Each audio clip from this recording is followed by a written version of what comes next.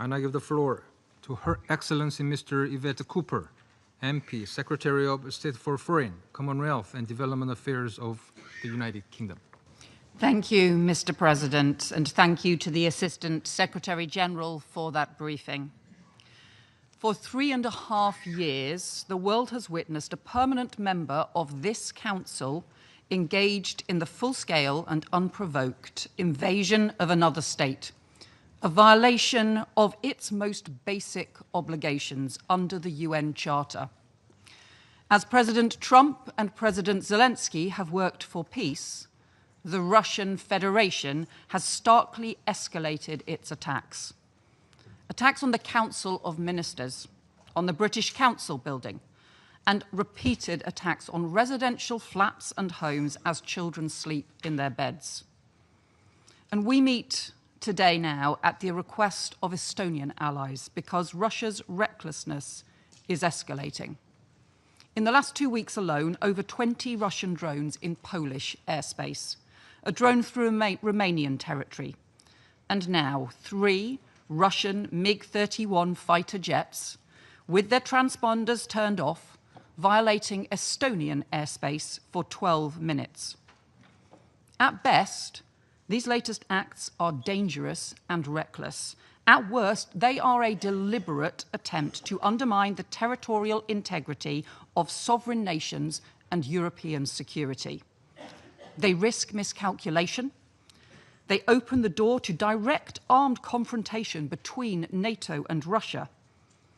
NATO's combined strength is unparalleled, and its determination to defend peace and security in Europe is unshakable. Of this, Russia must be in no doubt. And I commend the resolute and firm response of Estonia, Poland, and Romania, and all NATO allies. I welcome the launch of Eastern Sentry on 12th of September to ensure the safety and security of the Alliance's eastern border, and I'm proud that UK aircraft are taking part. And to those nations and to all NATO allies, I say, the United Kingdom stands in full solidarity with you at this time and always. And to President Putin, I say, your reckless actions risk a direct armed confrontation between NATO and Russia. Our alliance is defensive, but be under no illusion. We stand ready to take all steps necessary to defend NATO's skies and NATO's territory. We are vigilant, and we are resolute. And if we need to confront planes that are operating in NATO airspace without permission, then we will do so. The United Kingdom stands by our friends. We are unwavering in our support for the principles of the UN Charter, for our NATO allies, and for Ukraine. And we are committed to increasing the pressure on Russia until it ends its illegal war against Ukraine, ceases its reckless acts, and respects the sovereignty of other states.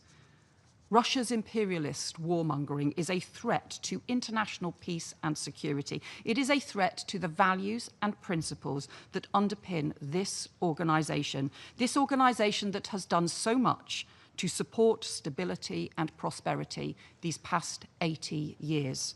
We must counter it for the sake of us all. Thank you. I thank Her Excellency Ms. Cooper for her statement. And I give the floor to Her Excellency Ms. Melita Gabric, Deputy Minister for Foreign and European Affairs of Slovenia. Thank you, Mr. President. I also want to thank the Assistant Secretary General, Mr. Miroslav Jenča, for your important contribution. Excellencies, we are meeting here for the second time in just 10 days due to the reckless behavior of the Russian Federation that poses a threat to international security. 10 days ago, we discussed a drone incursion into Polish airspace, an incident involving more than 20 drones, making a significant escalation in scale and intensity. Today, we are addressing a new provocation, Russian fighter jets incursion into Estonian airspace, an incident that was not merely momentary, but deliberate and dangerous. Slovenia supported the call for this meeting and we stand firmly and without reserve with Estonia, its security, sovereignty, and territorial integrity. Excellencies, let me say this in no uncertain terms. We condemn this escalation.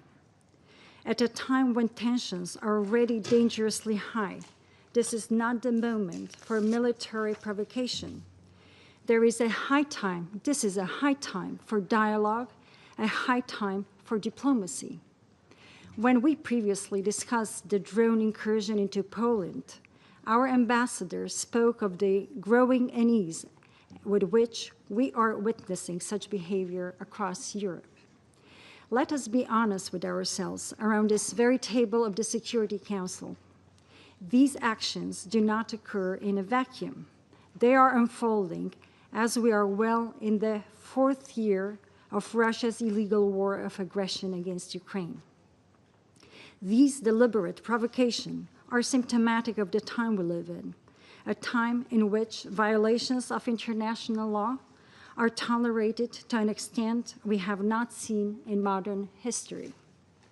Slovenia says a clear and principled no to such behavior, wherever it may occur and whoever may be the perpetrator. If we can clearly say no to Israeli atrocities committed in Gaza, to terrorist violence, we must not shy away from condemning Russian aggression against Ukraine. Excellencies, let us also be clear on another matter. Europe wants peace. Europe wants a ceasefire, and we want to see the beginning of serious and meaningful peace negotiations between Ukraine and the Russian Federation as soon as possible. Despite the best efforts by President Trump in Alaska, we still await a meaningful gesture from Russia, a sincere willingness to come to the negotiating table. And while we wait, Russia continues its escalatory behavior, intensifying attacks on Ukrainian cities and endangering and intimidating civilians, both in Ukraine and in its neighboring countries.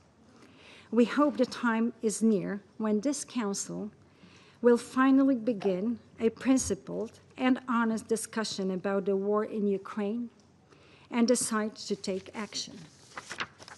Until then, and allow me to repeat this, Slovenia will stand firmly with Estonia, with Ukraine, and with any other member of this organization that needs to be protected from unlawful, charter-violating actions by those who believe that might makes right.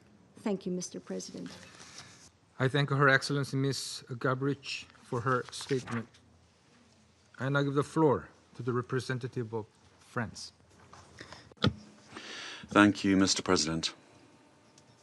I'd like to begin by thanking Assistant Secretary General Mr. Miroslav Jenča for his statement, and I would like to welcome the ministers present here, Foreign Affairs Minister of Estonia and from the other representatives from the European Union, and Madam Kallas. As we know, on the morning of 19th of September, Russia violated Estonian airspace with 3 fighter jets, which remained there for nearly 12 minutes. These elements lead us to consider that this is an intentional violation. This is the 3rd time in 10 days that Russia has violated the airspace of the European Union and NATO. This latest incursion leaves no room for doubt. Russia is choosing escalation and provocation.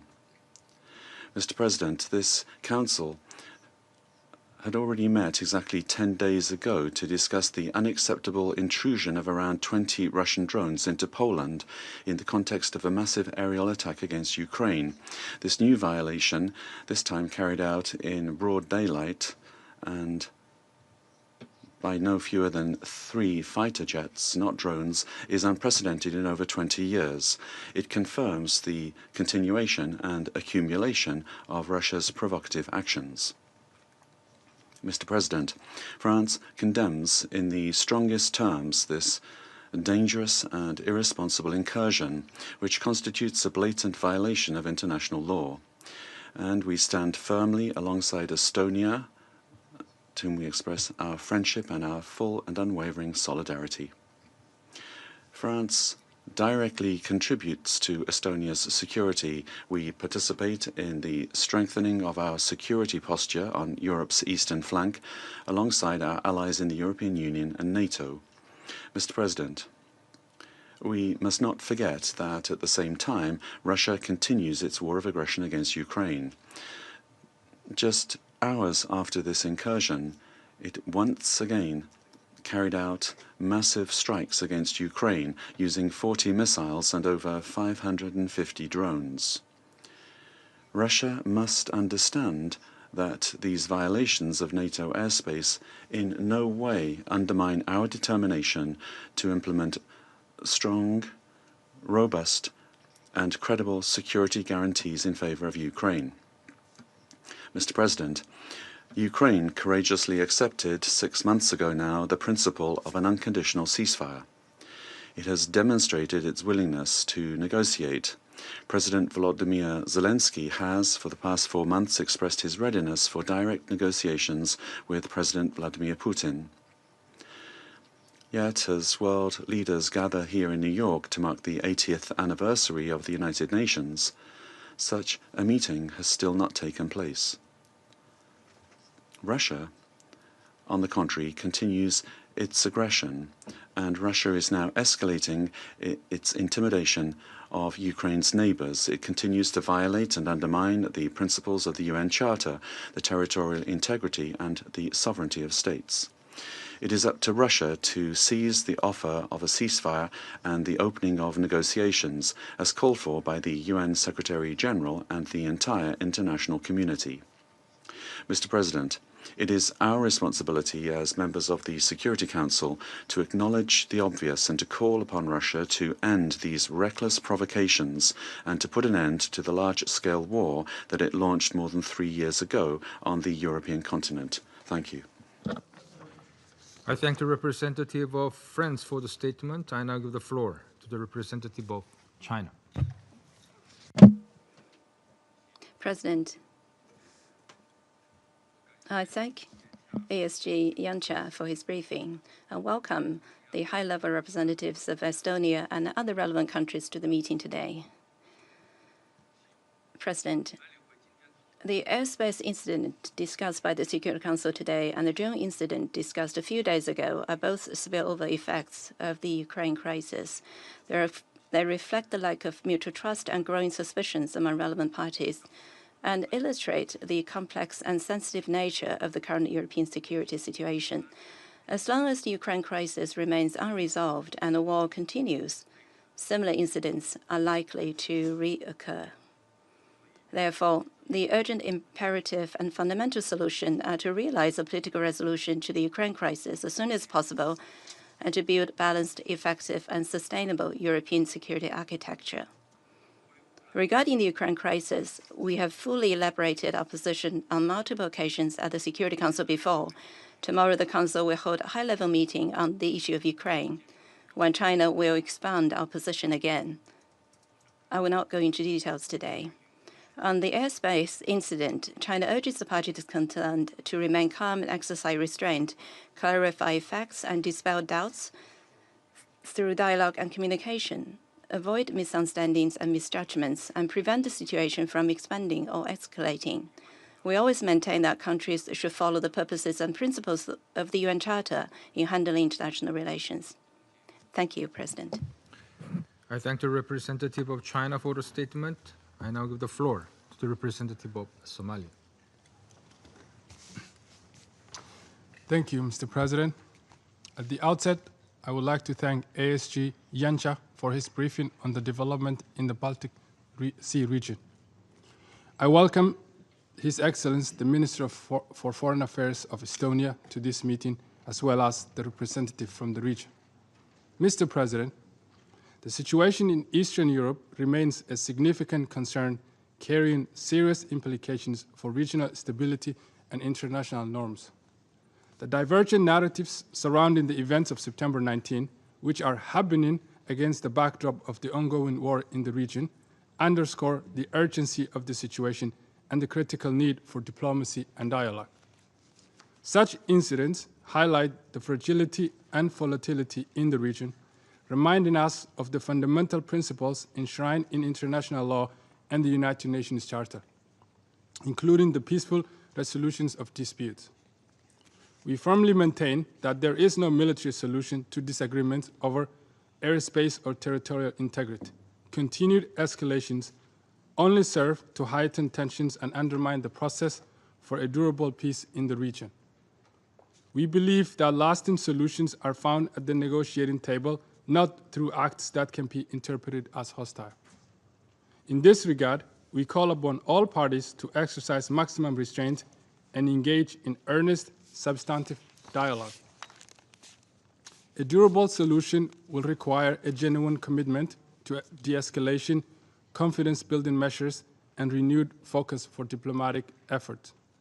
To conclude, Mr. President, my delegation reaffirms its unwavering support for all efforts aimed at upholding the principles of international law and achieving just and lasting solutions consistent with the United Nations Charter. We firmly believe that the people in the region deserve a future defined by peace, security, and stability. I thank you. I thank the representative of Somalia for the statement. I now give the floor to the representative of Russian Federation. Thank you, President. There was a time when Europe, for many of us, was associated with the Renaissance, the Enlightenment, cutting-edge philosophy, culture, and science. Yet today, all of that, unfortunately, has gone, and it's gone for good. Voltaire, Rousseau, Kant, and other leading philosophers have been replaced with the von der Leyens, the Callises, and the Johnsons, as well as other small-time blinkered Russophobes, thanks to their efforts, the primitive hatred for our country, and an attempt to portray Russia as the main threat to pan-European security, is, before our very eyes, becoming the only ideology of European states. They're trying their utmost to make the next generation forget the bitter experience of predecessors of today's Euro-integrators. For instance, the experience of Napoleon and Hitler, who suffered defeat at our country's hands, for which Europe paid a lengthy and painful price. Any events are immediately interpreted through an anti-Russian prism. The very idea that war with Russia is unavoidable is being frantically pounded into the heads of the European populace. Russia is being branded all sorts of things, portrayed as an enemy, not even going to the trouble in principle of using facts or evidence.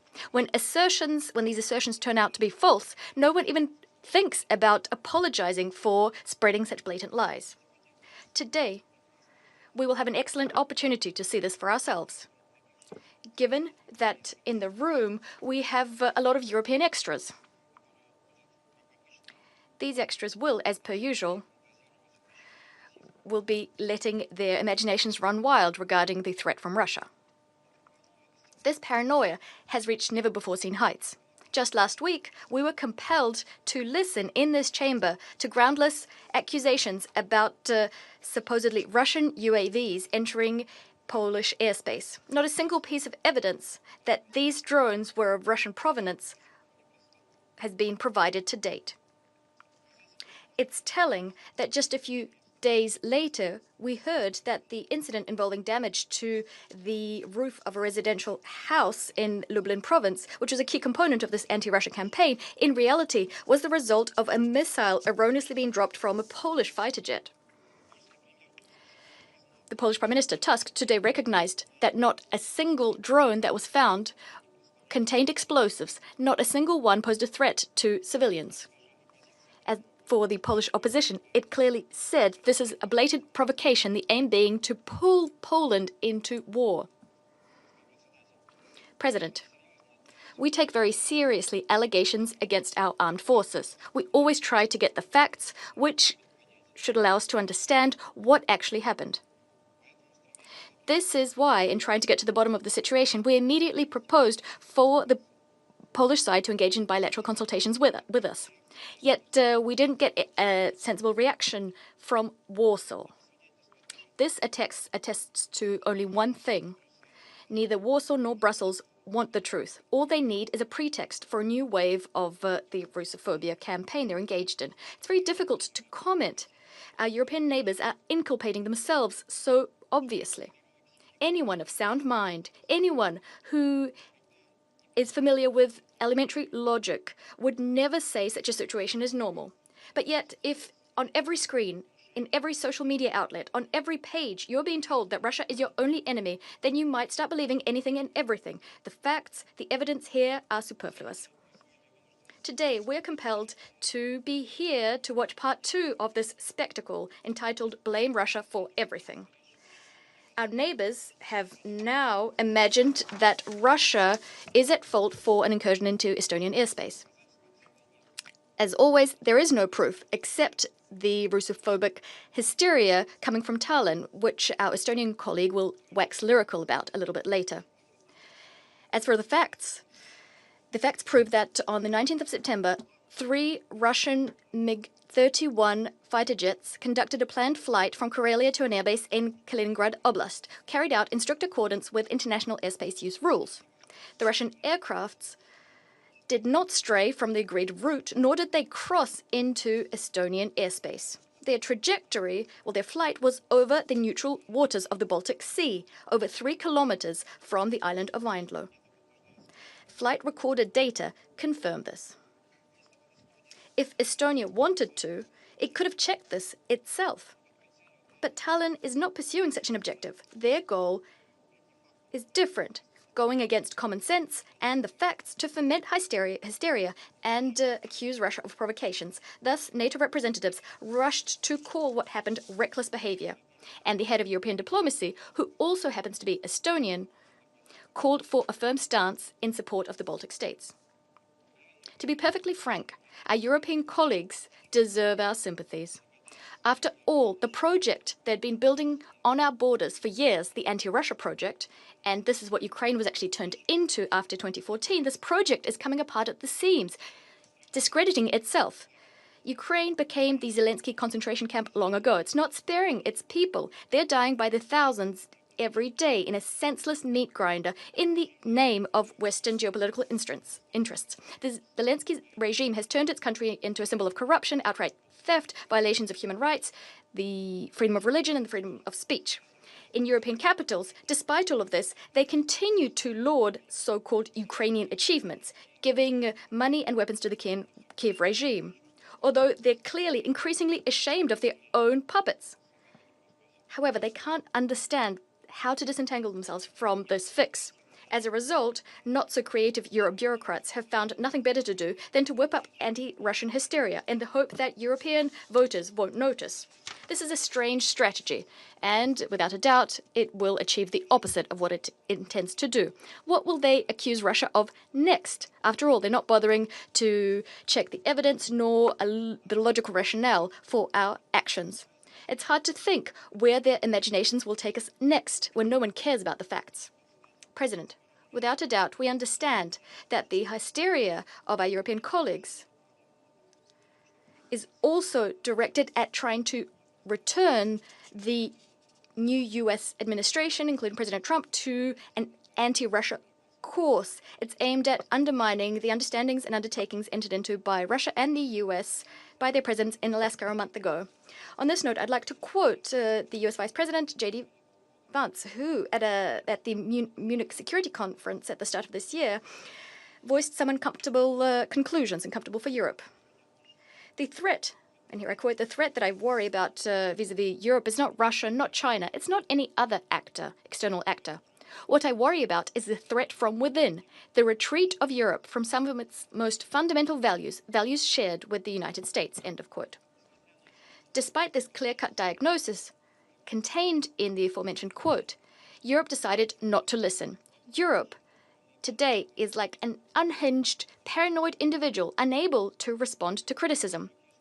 Nor is it able to remember the lessons of history. After all, for the current cast of European leaders and Euro bureaucrats, history was reset to zero in February of 2022. Thus, drawing the lessons of history for today's Europe is bad manners. But this is a very dangerous path. We all know that history is ruthless vis-à-vis those who forget its lessons. Thus, our former European partners, if you want to get hysterical, to foment and to continue levy baseless accusations, go right ahead. But do that without our participation. We won't be partaking in this theatre of the absurd, and you don't need us there. When you decide that you want to engage in a serious discussion about European security, about the fate of our common continent, about how to make this continent prosperous and secure for everybody, we'll be ready. You know where to find us. I thank you. I thank the representative of Russian Federation for the statement. I now give the floor to the representative of Panama.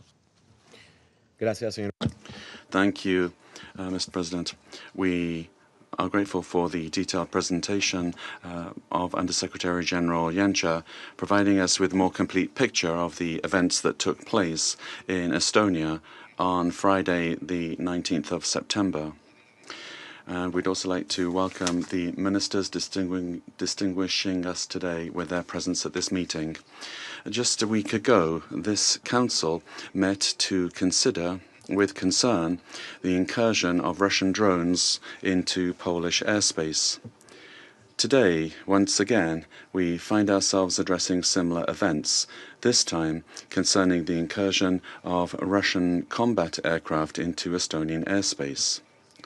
These incidents, so close together in time and of such threatening nature, illustrate a pattern of actions that could undermine regional stability, and they are a cause of concern for us all.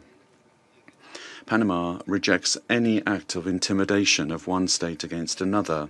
The violation of Estonian airspace cannot be seen as an isolated event, but rather as an act that threatens international peace and security, the very pillars upon which this Council rests. President, the world is going through particularly turbulent times, where the proliferation of conflicts in all regions is directly and disproportionately affecting the civilian population and global stability. The accumulation of these intimidating incidents does not contribute in any way to peace or international stability. On the contrary, these events erode trust among states and create a climate of heightened tension and vulnerability for collective security, a situation that the world can no longer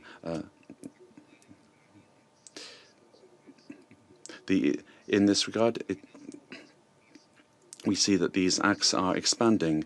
Activities in the region are showing this, despite the inconclusive results that have been achieved by efforts of the parties. We still hope that genuine dialogue and decisive diplomacy and commitment can put an end to this conflict.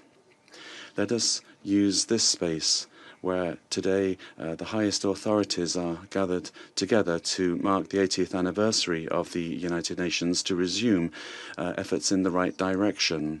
Panama calls for caution, and we reiterate once again the primacy of the principle of respect for the sovereignty and territorial integrity of states, in full accordance with the purposes and principles enshrined in the United Nations Charter, to which we committed ourselves more than 80 years ago. Only through strict adherence to these principles can peace, security, and peaceful coexistence among states be guaranteed. Thank you very much. I thank the representative of Panama for the statement. I now give the floor to the representative of Algeria. Thank you, Mr. President. At the outset, I would like to thank Mr. Miroslav Janša for his valuable briefing. I would also like to welcome the Foreign Minister of Estonia and all the honorable ministers participating in this meeting. Mr. President, we meet today following recent reports that Russian military aircraft flew into the airspace of the Republic of Estonia on September the 19th. These developments could exacerbate tensions and further escalate the situation in the region. a region that is still suffering from the repercussions of the conflict between Russia and Ukraine. On numerous occasions, Algeria has stressed the need to avoid any action or reaction that could inflame tensions. We have also repeatedly stressed the danger of succumbing to the logic of polarization in the context of this conflict. It's imperative to avoid any endeavor that could inflame hostilities or exacerbate their potential repercussions. In this vein, I would like to highlight the following points today. First, we believe that it is important to maintain the momentum of the recent diplomatic effort in order to prevent any escalation that could prolong or expand the conflict. Thereby, it might undermine any progress towards peace and security in the region. Second, it has become necessary to give precedence to communication and coordination in addressing these incidents through a transparent and effective approach. This would avoid any misunderstanding or confusion, and it would help to avoid their recurrence. Last but not least, we would like to reiterate once again our call for the primacy of the language of dialogue and negotiation. We must adhere to diplomatic solutions as the only feasible way forward to reach a just and lasting solution to the conflict. In conclusion, Algeria remains convinced that the realization of peace and security in Ukraine and through it in the region as a whole can only be achieved through the intensification of diplomatic efforts aimed at finding a final solution to this conflict.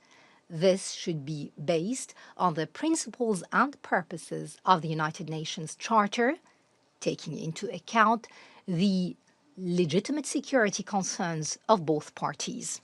My country also reiterates its commitment to support any effort that would contribute to the maintenance of international peace and security in the region. Thank you.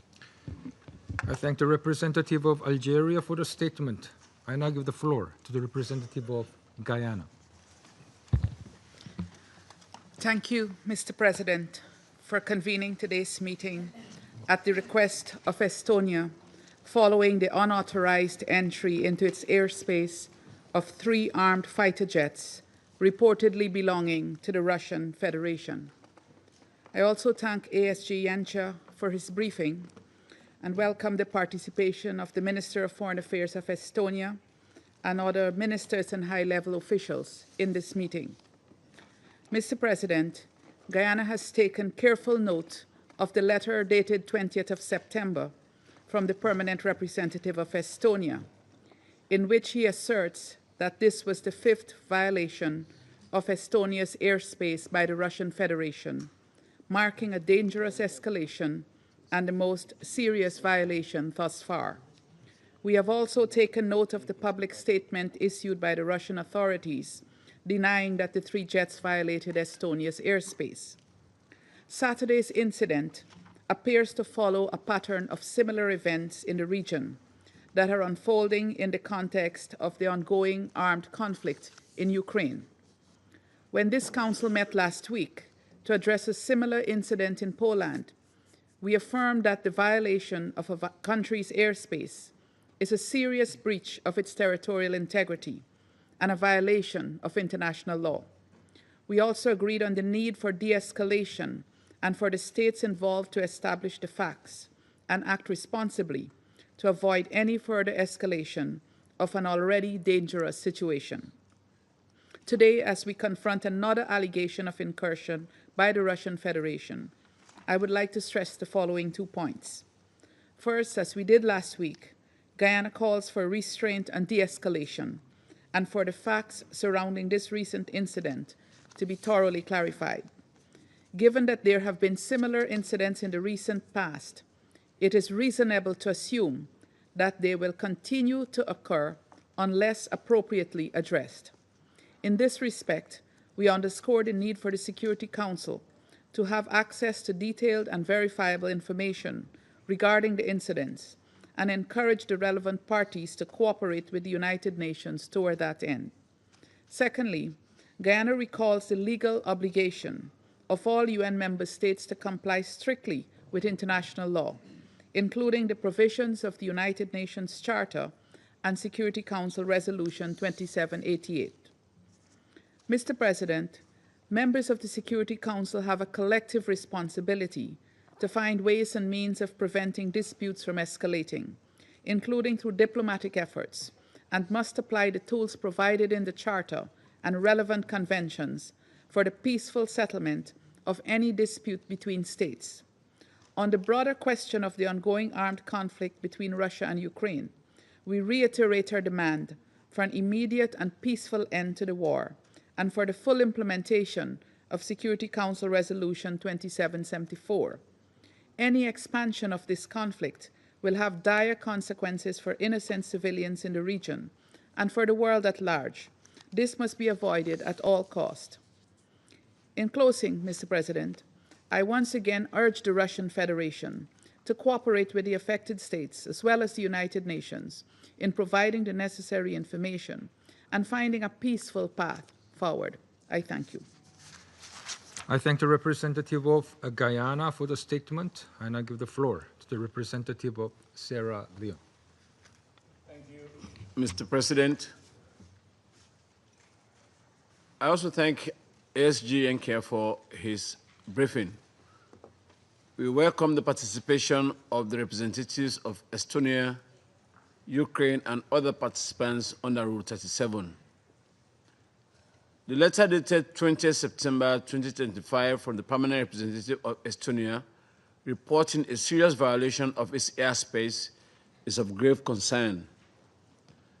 This report, viewed together with the earlier letter from the permanent representative of Poland on the Russian Federation's drones entering its airspace, similarly reflects an alarming pattern, increasing the risk of a regional conflagration with global consequences.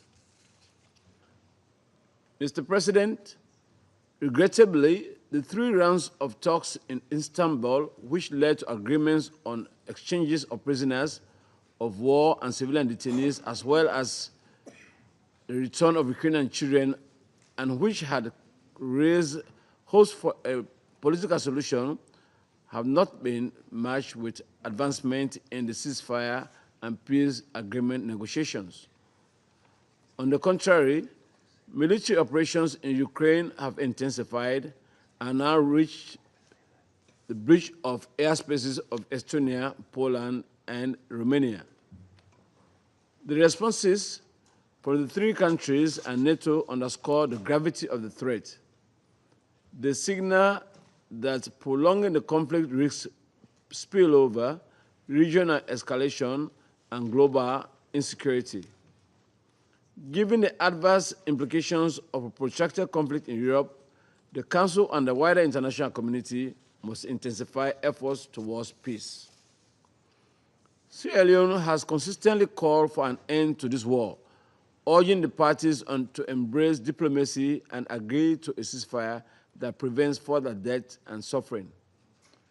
The humanitarian toll is devastating, with over 6,500 civilians having been killed in Ukraine this year alone, including rising numbers of children among the dead and injured. More than 10 million people have been displaced, creating the largest refugee crisis in Europe since the Second World War. Mr. President, Sierra Leone reiterates that the UN Charter enshrines the principles of sovereignty, territorial integrity, and the peaceful settlement of disputes. Article 2.3 obliges member states to resolve disputes by peaceful means while refraining from the threat of use of force. The disregard of these principles and international law, the repeated resort to force, and the inability to secure ceasefires are deeply troubling. Aware of the consequences of this conflict, which could plunge the region into chaos, we call for measured responses by NATO and individual states, making use of Article 4 consultations to de-escalate and renew political dialogue. We commend the ongoing efforts by the United States, European leaders, and other mediators, and this Council to seek a peaceful resolution and a sustained political engagement at the highest levels.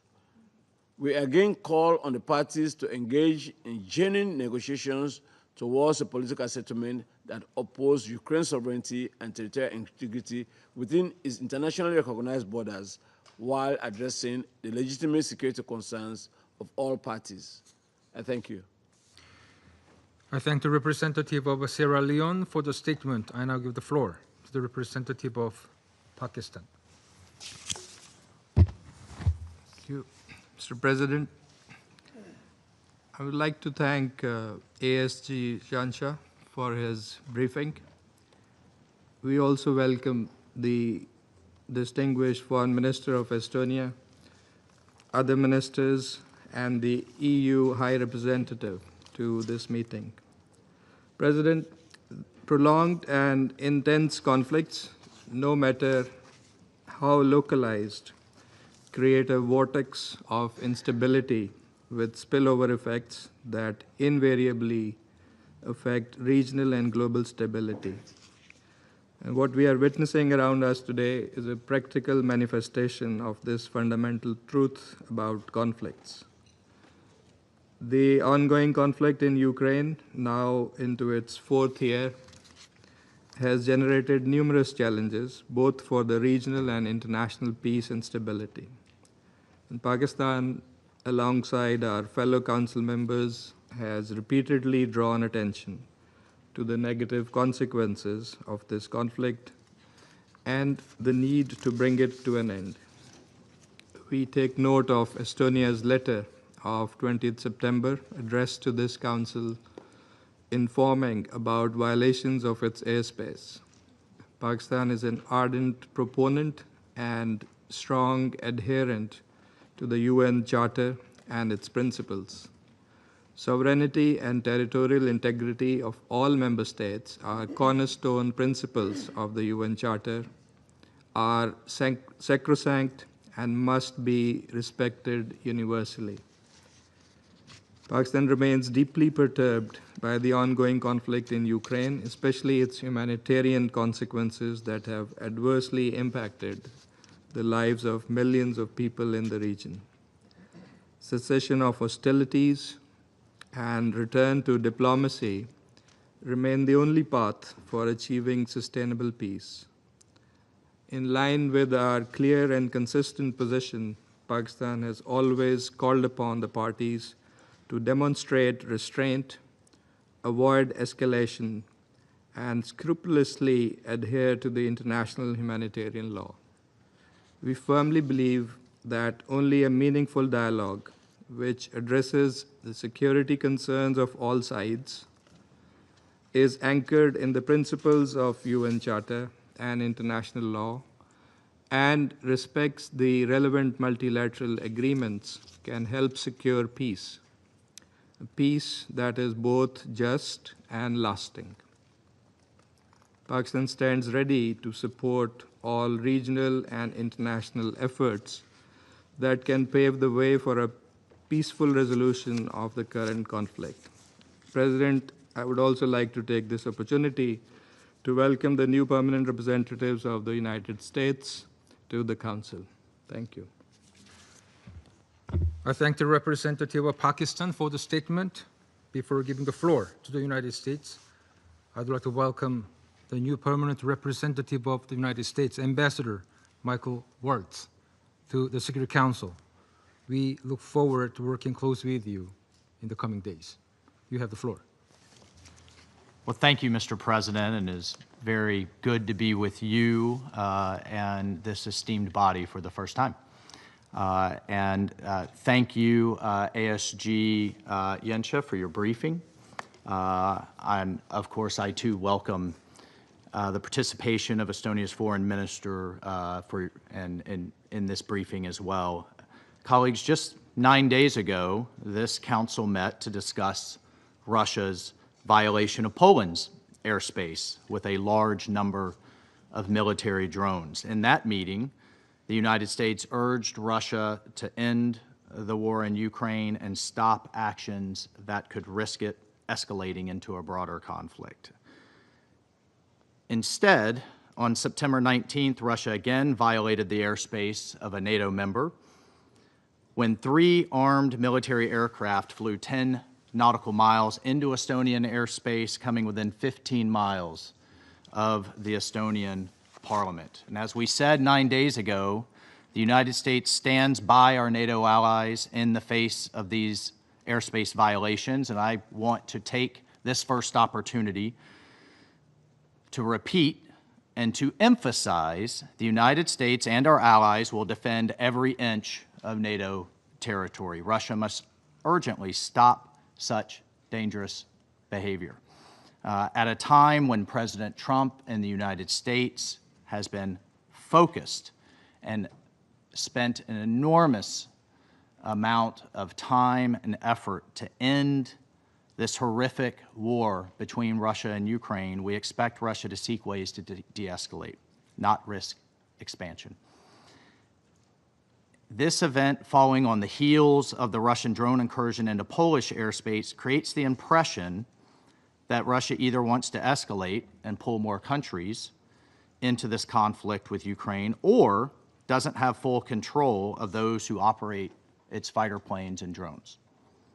So either scenario is very disconcerting, given that Russia is obviously a nuclear power with global reach. And so I once again urge Russia as a permanent member of this council to uphold international peace and security, to respect the sovereignty of its neighbors, to cease violating their airspace, and I call on Russia to negotiate directly with Ukraine to end that war.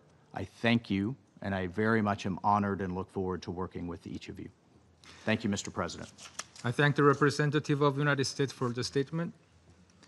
I shall now make a statement in my capacity as the representative of the Republic of Korea. To begin, my gratitude goes to ASG Yencha for the statement. Colleagues, the Republic of Korea is seriously concerned by the most recent in a series of deeply alarming incidents, this time impacting the territorial integrity of Estonia. On Friday, we were dismayed by reports of fighter jets from the Russian Federation violating Estonian airspace and remaining there over the Gulf of Finland for a total of 12 minutes. We note that this incident led to some countries responding by scrambling their jets in yet another troubling event over European territory. This once again appears to represent a significant breach of the sovereignty of United Nations member state, which could further threaten European and international security and simultaneously erode diplomatic efforts to end the war in Ukraine.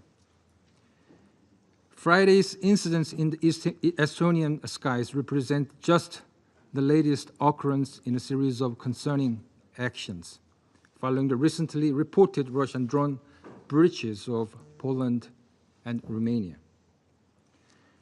Colleagues, at this Council's 12th September meeting, in response to the violation of Poland's territorial integrity, my delegation warned that this incident was a resounding wake-up call and could